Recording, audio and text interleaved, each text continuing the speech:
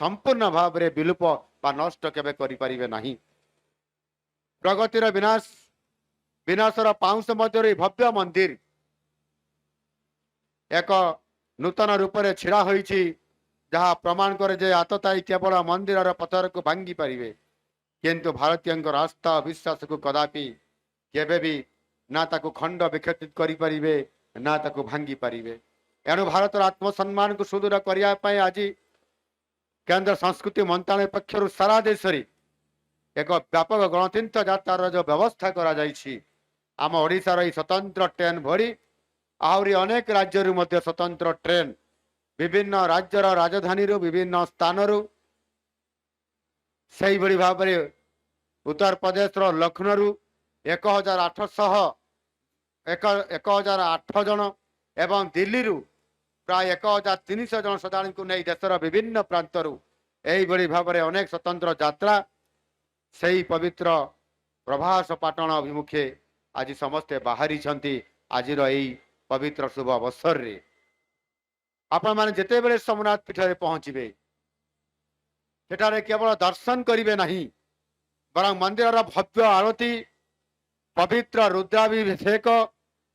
अखंड ओंकार जप एवं मंदिर सन्नी इतिहास को जीवंत करुवा आधुनिक लाइट एंड साउंड शोर एक दिव्य तथा अलौकिक अनुभूतिर मध्य आपण देखिबा अनुभव करने सहित सबुदिन आपण माने साक्षी होकर रहिबे। यही स्वाभिमान पर्वर गौरव को आहुरी महिमा मंडित करी आमर यशस्वी प्रधानमंत्री श्री नरेंद्र मोदी जी सोमनाथ पीठ रे एक प्रेरणादायी शौर्य यात्रार नेतृत्व नहीं। यही शौर्य यात्रा हेउची सेई वीर संग्रामी और पूर्व पुरुष मानकर प्रति राष्ट्र सच्चा श्रद्धांजलि,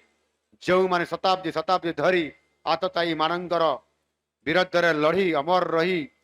पवित्र सदा केंद्र को रक्षा करने निजर ये पवित्र से माटी रे प्राण बड़ी देइथिले।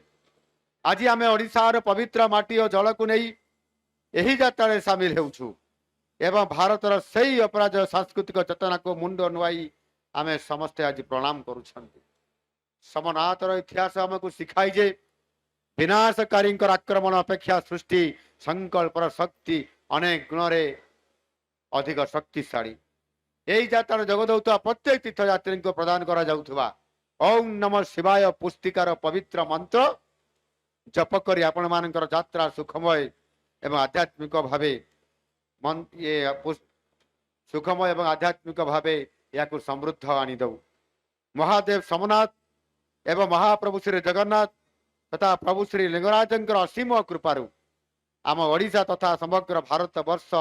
सशक्त समृद्ध स्वाभिमानी विकसित राष्ट्र भावे ये आग को बढ़ू आउ से ये तीर्थ ये आध्यात्म केंद्र रे आमर दर्शन ये तीर्थ एवं धर्म ये धर्म कार्य निश्चित भाव में आमको पुण्य अर्जन करी देव एवं निश्चित भाव में भारत को आहुरी पवित्र करिबा। यही शुभकामना सह मु यही ऐतिहासिक सोमनाथ स्वाभिमान यात्रा 2026 शुभारंभ पाई घोषणा करुछि। जय प्रभु सोमनाथ, जय बाबा लिंगराज, वंदे उत्कल जननी।